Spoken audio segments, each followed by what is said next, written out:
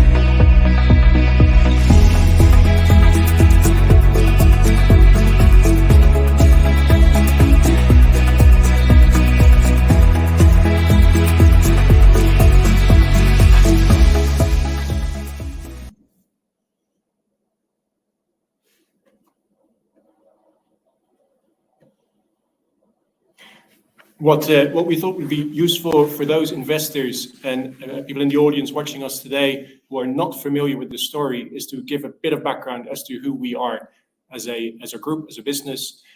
Basically, PPHE is a real estate company focusing on hospitality properties. And what sets us apart from our peers and in the industry is that we own, develop, and operate hospitality assets.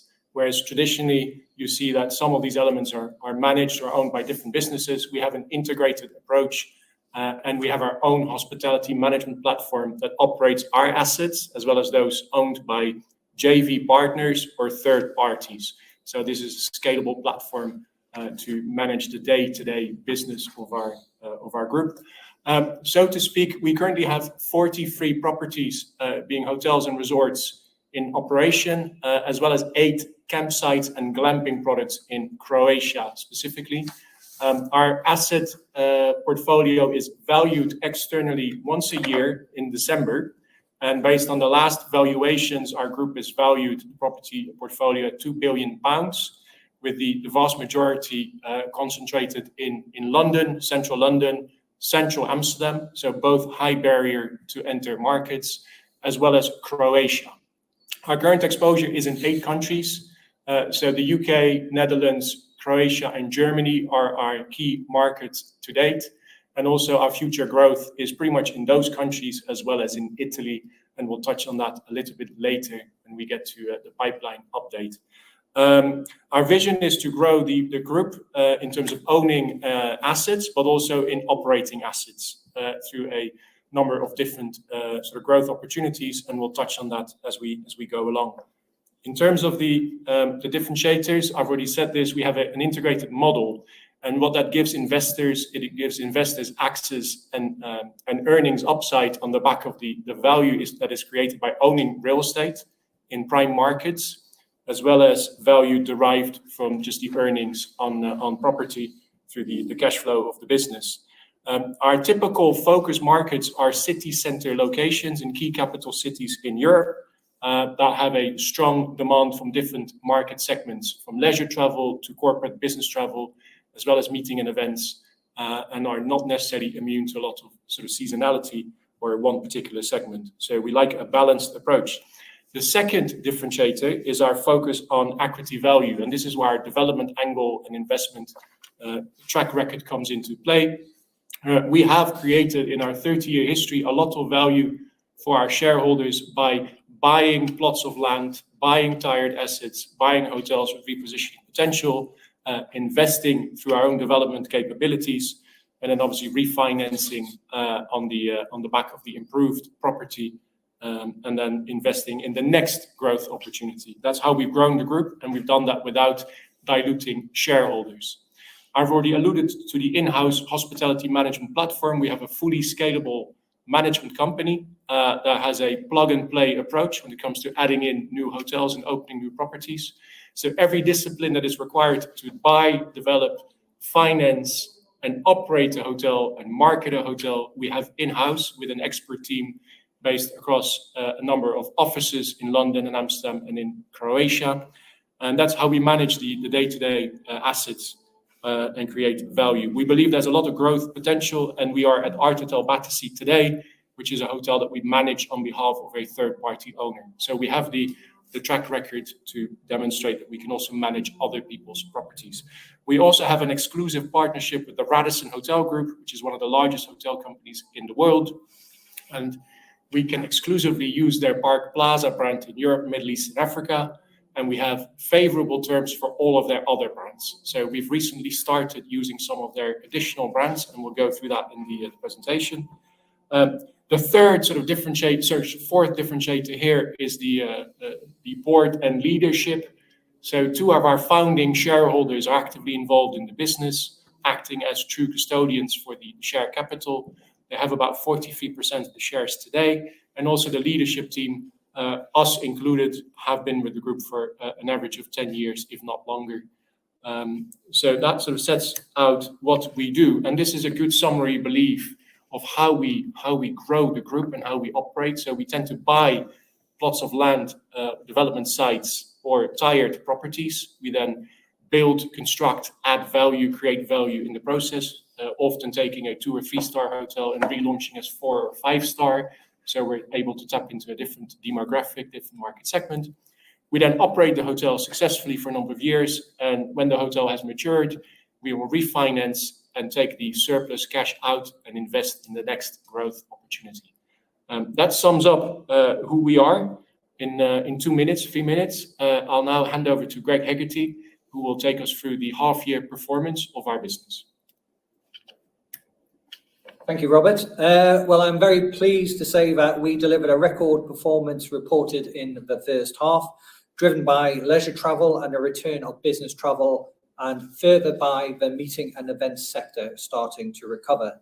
We delivered a total revenue of 180 million, strong growth of 59% year on year when comparing with half one 2022. And it's also worth noting that in half one 2022, the business was still impacted by the pandemic, predominantly in the Netherlands and German regions. However, we are reporting a 15.9% growth on pre-pandemic half one 2019. Rate growth has been the main driver, supported by increased occupancy. The UK and Netherlands were our strongest performing regions, and we have seen an encouraging start to the Croatian summer. On the investment side of the business, we have made excellent progress delivering a number of CapEx projects in Austria and in Croatia. We are also progressing our pipelines, which Robert will discuss with you a little shortly. We are pleased to fully open our first Art Hotel in London, the Art Hotel London Battersea Power Station, which fully opened in April this year. And is now fully open and available to the market. This property is part of our hospitality management platform managed for the hotel owners. With our pipeline projects nearing completion, we would like to remind everyone that 11% of our EPRA NAV is currently not yielding. And once these new hotels, which we expect to open soon, they will contribute to the EBITDA of the company significantly. Following the extended partnership with Radisson, we have announced in May 2022 we have progressed that relationship further. We opened our Radisson Collection Hotel in Brioni, Croatia, which is a luxury class hotel. And in May this year, we announced that Radisson, and with their umbrella brands, firmly placed the Artotel brand, which is owned by PPHE, into the Radisson logo lockup and under their umbrella of brands. And we positioned the Artotel brand as an upscale lifestyle hotel. And together with the Radisson Hotel Group, we will grow that brand in the future. And you will see the growth of that brand coming through in the rest of the presentation. We also announced our first Radisson Red Hotel in Belgrade, and we are looking at extending that agreement further with another announcement in due course.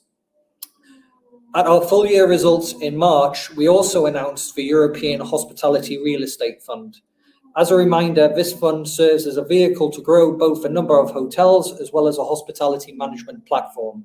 The fund aims to target properties in key European markets with full equity subscription and bank leverage. This will give PPHE and the fund investment potential of up to 500 million euros. PPHE will take a minority interest of 20% in the property acquired and would assume the management of the asset. Since announcing the fund in March, we have announced that Clal Insurance is the cornerstone investor, contributing up to £75 million to the fund. We have also contributed the Artotel Rome as our seed asset into this fund. We have also secured regulatory approval recently. Thank you, Robert. Moving on to and the progress on our pipeline, as I've already started previously by mentioning, we did complete a full leisure reposition of our property in Nasfeld by adding a new wellness facilities area, including an indoor and outdoor pool, which transforms that property significantly. We also upgraded our arena campsite in Stoja, all from a reception, public area, restaurant and bars, and also further premium lodges with beachfront pool locations. So that is obviously bearing fruit as also. We are now entering into a very exciting time for the group as we prepare for 4 openings in the next 9 months, adding approximately 650 rooms to our portfolio, of which 347 of those rooms are in an iconic London location. We will open and reposition 2 hotels which have been significantly upgraded, which is Belgrade and Rome. And we will open 2 brand new additions, the Artotel London Zagreb, which was formerly an office building, into a hotel conversion, and a iconic 350 room new build Artotel London Hoxton Hotel. Belgrade, we closed the former 88 rooms in March 2023, and we are planning to reopen in Q4. Following an approximately £3 million investment, this hotel will reopen as an upscale Radisson Red property, our first Red branded property under the new agreement with Radisson. Zagreb is our first opening in the Croatian capital. It's scheduled to open in October. Led by the hotel's general manager, we are preparing for the opening of its 110 premium upscale lifestyle Artotel, and we will also be launching Yeezy, our new restaurant and tea house brand, as the restaurant and bar concept. Hoxton, our largest project currently under construction, is expected to open the first quarter of 2024.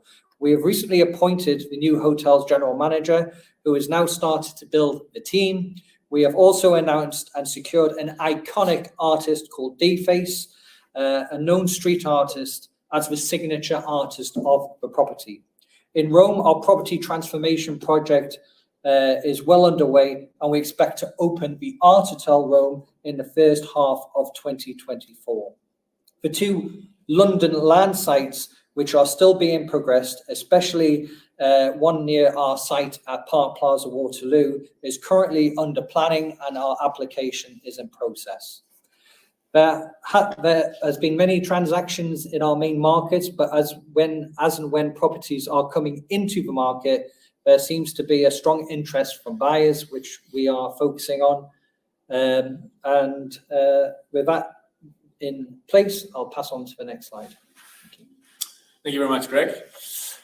So in terms of our financial results, total revenues were up to 180 million, an absolute record, which was 59% up on last year and 16% up on 19.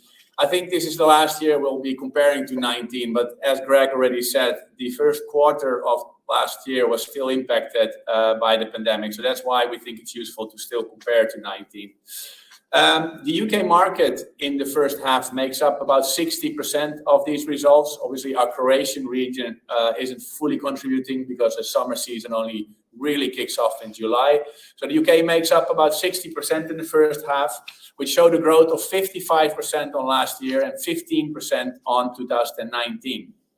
The Dutch region, predominantly Amsterdam, as the second largest region, grew 16% on 19 and more than doubled compared to last year. Obviously, revenue growth primarily came from room revenues, which makes up about 77% of our total revenues. Room revenue was up 61% to last year and 23% versus last year. And this increase was mainly driven by room rate growth. You can see our occupancy is still slightly behind the 2019 levels. Occupancy sat at 69% in these 6 months, whereas in 19 we were at 77%. If you break it down to the regions, it's predominantly the German market where the difference is largest. In the Dutch and the UK market, we already see that difference disappearing and also continue to disappear. Room rates were up 13% versus last year and 31% versus 2019. So the overall RevPAR result is 18% up pre-pandemic. We did need that room revenue growth. Our EBITDA is 45 million, which is exactly the same or in line with 2019. So most of the revenue growth was needed for the inflationary pressures that we had. So EBITDA at 45 million, up from 17 million last year, and then roughly in line with 2019. If you go to the EBITDA margin slide, Robert, you can see that our EBITDA margins reported in this period is 25.1%. There's two things currently negatively impacting that margin. One very obvious one is the utility expenses, which added about 2.5% on margin drop. I think a good thing with the utility expenses is that they were incredibly elevated in the last winter, and we can see utility prices coming down substantially this year, next year, and the year following. We have hedges in place, so the decline will feel the decline towards the market will feel less next year, but we will still have a decline in utility expenses. And from 2025 onwards, it will stabilize more and more. Obviously, also the payroll expenses impacted our margins. We see strong inflationary pressures in payroll as well, which impacted our margin 1.9%. We are used of that, particularly in the UK region, so we do think that that will stabilize in the years that we see coming. And we also have projects in place to further streamline those expenses. If we go to our normalized profit before tax, it's in positive territory again at 3.6 million. But obviously, when looking at our group, we feel it's more relevant to look at our EPRA earnings. Our depreciation expenses are not reflective of the reinvestment we need on an annual basis. So our EPRA earnings add back depreciation and they deduct a normal level of investment, which in our industry is typically around 4% of total revenues. And if you look at our EPRA earnings, which is a 12-month rolling number, it sits at £45 million, which is £1.06 per share. And that's an important metric, again, for the dividends that we will be distributing. In terms of cash flow, Robert, we reported a strong operational cash flow of £47.5 million, but also a substantial outflow in terms of CapEx, sitting at £54.5 million in the period. Approximately £8 million of that CapEx is reflecting on the maintenance CapEx that we did, and the remainder is the pipeline investments that we did in the period, of which in the coming 9 months, there's still substantial pipeline CapEx coming. We paid around 35 million pounds in debt service, of which 10 million pounds relates to regular loan amortization. We amortize all our loans over the maturity period, which kind of gives us a lower refinance nominal at the maturity of these loans. And about 6 million pounds related to the unit holders in Westminster Bridge, which is variable to the income that Westminster Bridge is making. Moving on to our capital stack, Robert. Moving on to our capital stack, no significant moves in our capital stack. Net bank debt sits around 700 million pounds in the period, which is reflecting about 29% of gross assets. About 135 million pounds of this net bank debt are loans relating to the projects that we currently have in development. So they don't generate EBITDA yet. And just to reiterate, this debt is 97% fixed, and we fixed it at an average cost of debt of 3.7%, with an average maturity of around 4 years, just over 4 years. But we also have forward hedges in place. So our largest refinance round in 2026, when we have to refinance around 400 million pounds of debt, we already pre-hedged 200 million pounds of that. And we did that early 2022. So we still benefited from the low interest rate, and we've hedged until 2031. Robert, going to the next slide. The NAV reported sits at £25.5. This has been externally valued in December 22, and we will get new valuations in the coming December. Having discussed with the valuers, there is an estimation that discount rates will increase. You will see a discount rate here of between 7.75 and 11%, sorry. And the cap rates, which typically kick in for the cash flows after 10 years, are typically 2.5% lower. So there is an expectation that those rates will increase, but also our results have increased, which gives an offset to that. So in December 23, we will have a new valuation done. And just to reiterate, as Greg also alluded to, £2.79 of this NAV is not generating any income yet. So that will come up after the coming 9 months. We have been requested on the next slide to kind of give an overview of how these NAV reflects in terms of current market transactions. And I'm happy to say that, although the transaction volume is low as we speak, in the past 12 months, there have been transactions in the markets that we are present, and they're also very relevant and comparable to our hotels. In our industry, in terms of comparing yourself with other transactions, we typically look at per key valuation, so per hotel valuations. So this slide will give investors a bit of insight in terms of the transactions that were there in the market and that are public. If you look at the lower outliers, one is, for instance, the Dilly. There is particular reasons with that. So the Dilly is a leasehold property, and it probably needs another £300,000 per key of capex. So if you capitalize the lease and you add the capex, you'll get to £1 million per key approximately. And also the Hilton London Olympia is an outlier, which we understand is just paid for the land value, as the property will most likely be demolished or significantly capex is needed. So these transactions have been in the past 12 months. And again, as I said, these are reflective of the valuations that we have in our books. Thanks, Daniel. Okay, the current trading and outlook. The second half is typically the strongest trading period for us, and the strong momentum which we have seen in the first half, I'm pleased to say, is continuing into the second half.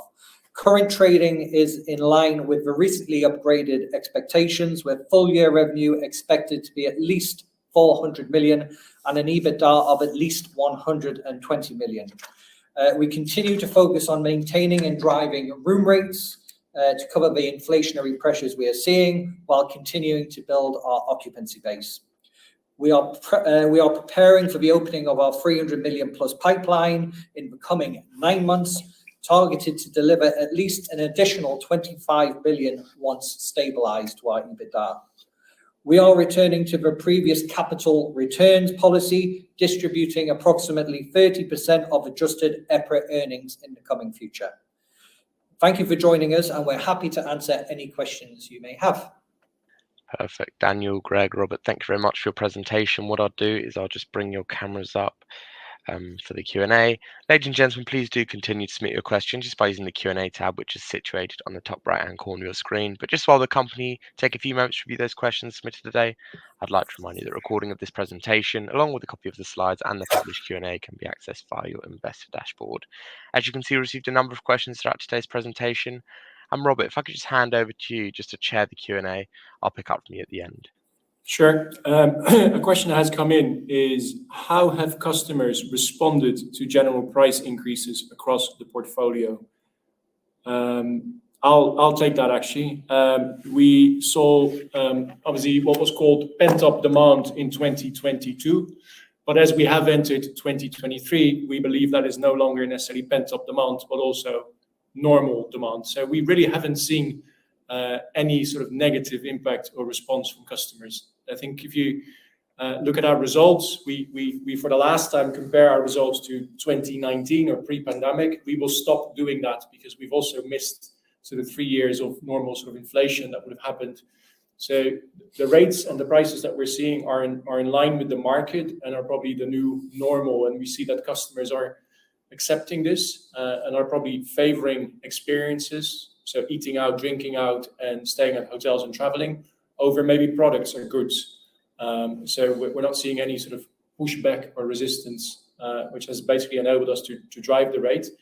But also it helps us to cover the inflationary pressures. So it is really also needed to help obviously service our cost base. The next question I will give to Daniel. Daniel, what investments has the company made in renewable energy, sources of energy, and in the properties in the portfolio to further sort of improve your green credentials? Yeah. Obviously, that question is quite important from two angles.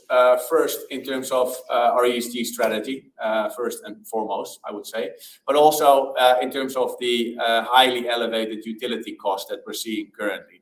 So we've done two things really, and those projects, they started already last year. First of all, focusing on behavior and software, and second of all, focusing on CapEx. Just looking at behavior and software, we have done a very thorough and deep analysis in terms of behavior and in terms of our energy consumption by area. So looking at areas that are vacant, not heating or powering up areas that are vacant, having timers into rooms in terms of utility usage, having water savers. That's a few things that we could do quite easily by amending something in our building management software and just making our staff aware of what we want in terms of behavior. The second thing is CapEx. So in CapEx, I can split it in two things. One is into our new build or in our significant upgrades, like for instance, Rome and Zagreb. For a new build, we are targeting a BREEAM Excellent certificate, which kind of mean that we are not using any gas at the property, and it's most efficient from energy usage. If we are looking at Rome or Zagreb, which are buildings which are over 100 years old, BREEAM Excellent is pretty much impossible. So we are focusing at the BREEAM Good standard. So still reducing gas consumption to the bare minimum, and again using the most efficient systems in terms of air conditioning for power. And then we have the regular CapEx projects in our projects. We are doing one hotel right now where we're completely changing the cooling and heating system. Hotels that have been built 20 years ago, if you look at how they are being cooled and heated, that's not up to today's standard. So we've invested £3 million in that hotel in changing the whole cooling and heating system. And we intend to do that with all our other properties that are of that age. Thank you. Hopefully that answers the question. Greg, a slightly broader question for you. With the second half of the year, typically our strongest trading period, how optimistic are you for the future? And what do you believe the key sort of drivers and key factors are that will help us to deliver the growth strategy in the near to medium term? Okay, good question. Well, first of all, what gives us optimism is a couple of things, some key things which we look at in the business. First is what we call room pace. And what we look at room pace is the attraction of bookings which are made for a month, in the month, and for the rest of the year.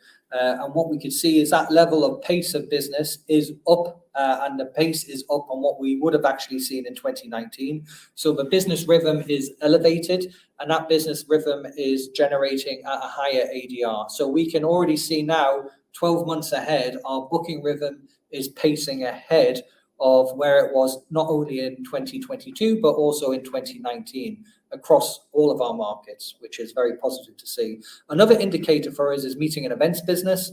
Quite a significant proportion of our business is M&E related, meeting and events. And we also look at meeting and events in the same way. However, what we have seen in in the second half of this year, and what was generating in Q2, was a return of the meeting and event trend.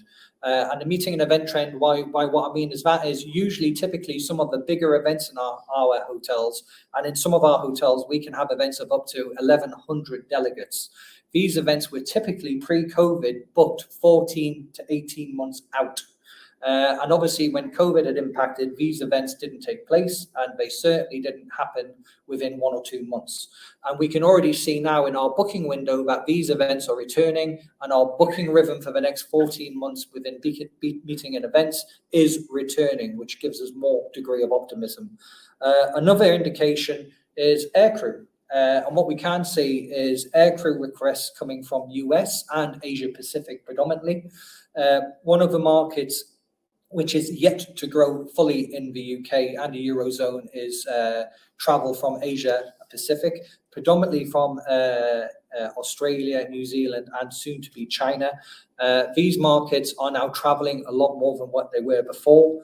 And we can see these aircrew requests coming in, because when you get aircrew requests in, it means extra flights are being laid onto our zones and our hotels, which obviously then further drive demand. And we can actually see that in London, for example, being the third largest market, Australian business, which wasn't there, in 19. So it's good to see. And we're also benefited from exchange rates at the moment. If that continues, that's very, very positive. Now, looking at, in terms of the medium, we've got exceptional growth coming from our pipeline.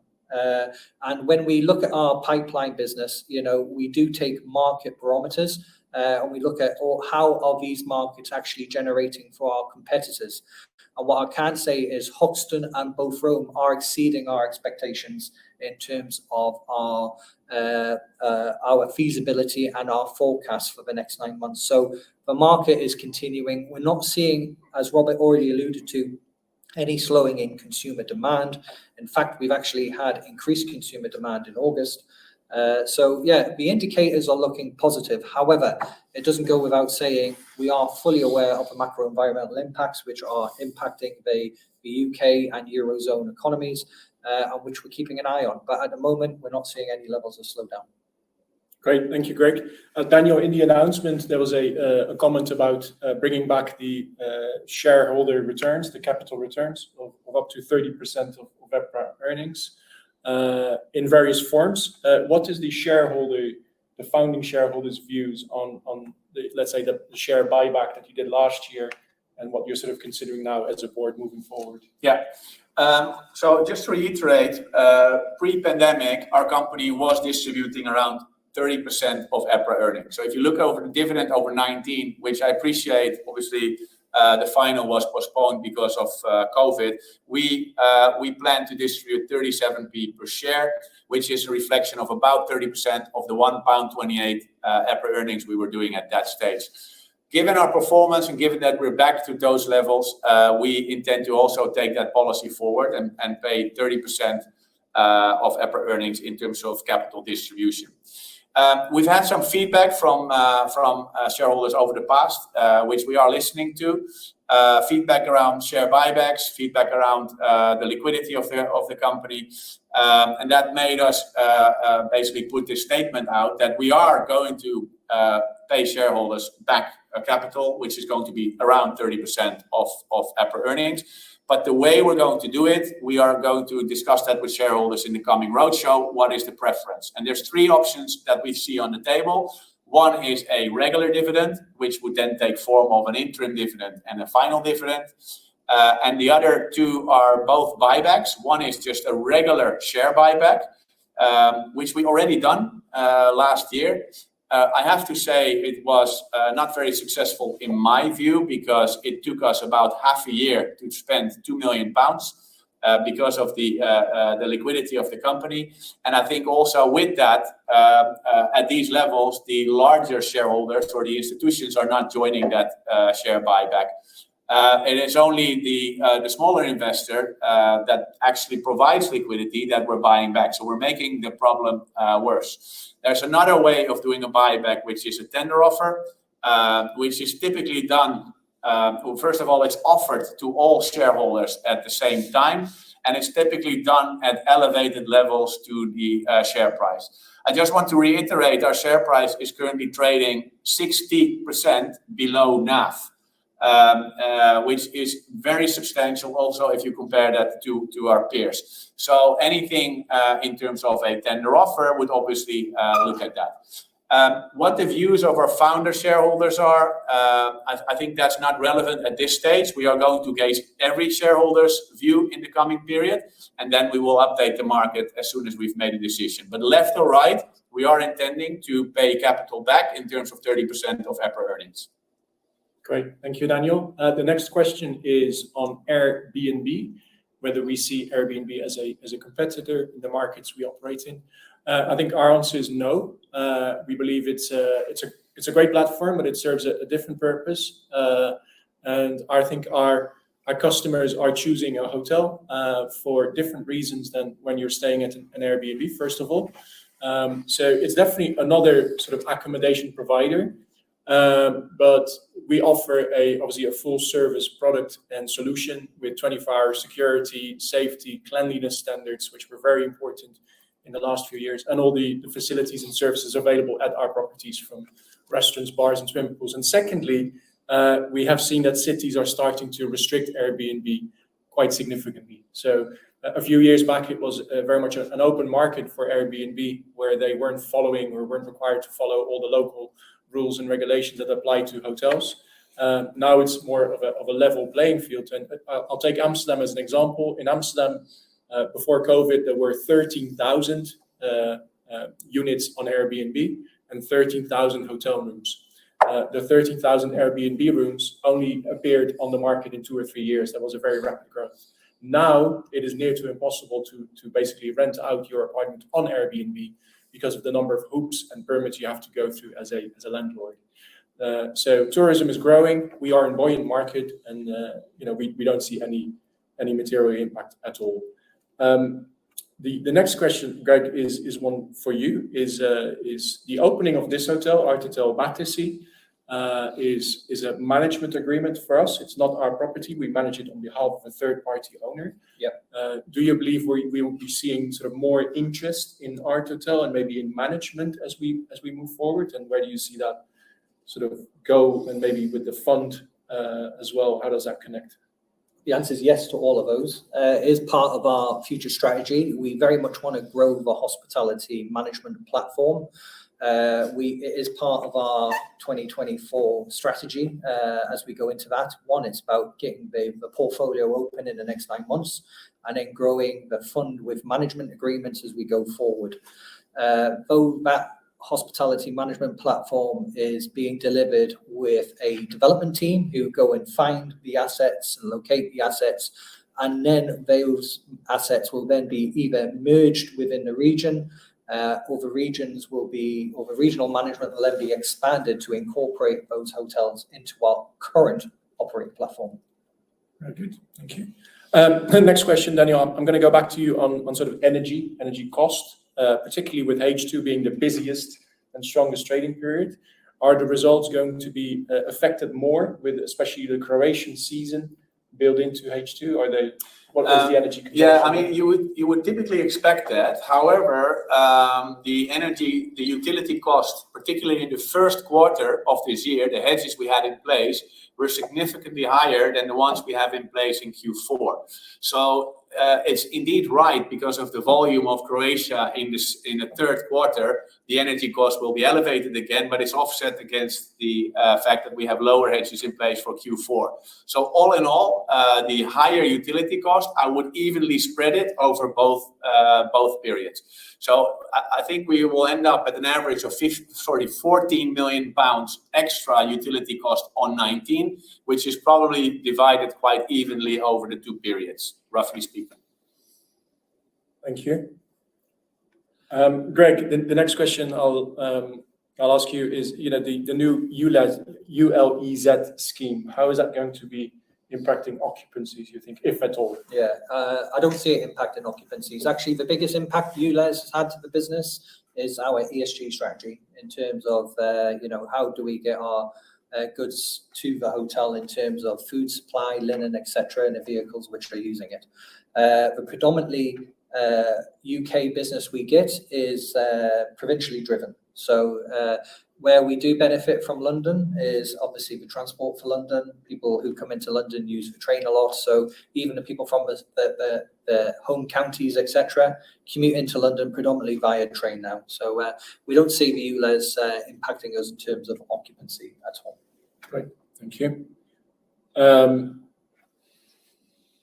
next one is on, I have to say, the next and the last question that we're able to take this morning is on Hoxton. We've brought forward the opening target date to Q1 from H1, which we communicated last year. Will that allow you to capture the full summer season? Again, Greg, I'm going to let me go back to you. Yeah. Well, what we are doing how we actually brought that forward is because we're going to phase the opening of the property. So we will open in January with 25% of the volume of the inventory. However, by April, we will be fully open. So by then, that'll give us a good 6 months booking window to get to where we anticipate for the summer. So with that, we actually open our distribution system up in the next 6 weeks, to be honest, for even January. So we see that we are going to try and capture as much business as we can for the summer. Great. Using this opening also as a sort of a learning. Yeah, absolutely. Yeah, we opened the Art Hotel Battersea, like you've already said, where we are now. One, it's a beautiful hotel. It's positioned the Art Hotel brand in London, across and Europe perfectly. However, what we are seeing at the Art Hotel Battersea, as it's positioned as an upscale lifestyle hotel, it's attracting that premium business, which is really good to see. So we are seeing and have seen in the summer here high occupancies and very, very well delivered ADR growth. So very pleased with actually how the Art Hotel brand has been perceived and very much exceeding expectation. But I think also in terms of opening hotels, it's important to understand that you're not opening a hotel and the next day you're full, right? Yeah. So when we open a brand new property, and in some cases like Hoxton and like Battersea in a brand new location, you kind of do what we call a soft opening, which is not opening up the hotel fully to the public. It's not already big marketed. It's just to test the product. Does everything work? Is the staff able to cope with all the new systems they're working with? That period typically takes about 3 months already. So typically when you open a hotel from really like first door opening to like a full opening, that's already 3 months. And then typically, if you fully open, you will have all the marketing. You typically ramp up in staff because you don't want any customer being unhappy about something.